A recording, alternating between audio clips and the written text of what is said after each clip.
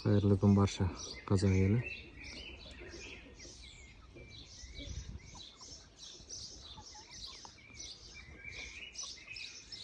Осыдан 10 күн бұрын 40 ламан браун осындай тауықтарын алған болатын. Бағасы 3500 теңгеден 140 мың теңгеге 40 штук. Келген кезде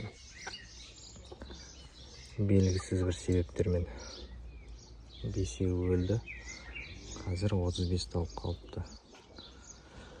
Мына жерге далада су құйып қойдым. Кормушканың ішінде ракушкалар бар. Қораның екі жерінде кіріп шығатын тесік жасап қойдым. Әлі қонақтауды білмейді тауықтар. Түнде күнде өзім қолмен қонақтатып жүрмін, үйренгенше.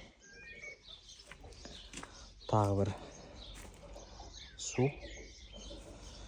Ютубтан көрген жасап жатырмын. Мына жерге адам тауық суды былғамайды деген сияқты оймен. Кеше осындай жем салатын жасадым. Астында негізі мен ойымша аз болу керек еді. Тесігін үлкен жасап қойдым ба мына жерін. Көп шығып кетті. Бүгін таңертең осындай деңгейде толтырып қойған болатын. Қазір жартысында тұр. Мен ойымша ол жартысының қалғаны мына жақта жүр. Сонда осынша жеді бүгін. 100-лік труба. 1 килограмм шамасы шығар. Мына асып қалған себебім үстіне мінбейді. Ластамау үшін жан-жағынан келіп жей береді.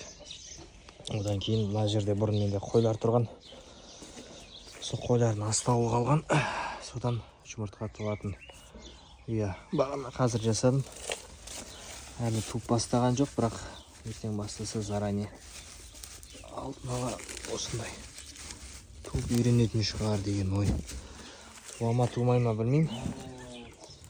Мына жерге қонақтап жатса, ішіне түсіп тастамау үшін, ішін былғамау үшін төбесін жауып қойдым.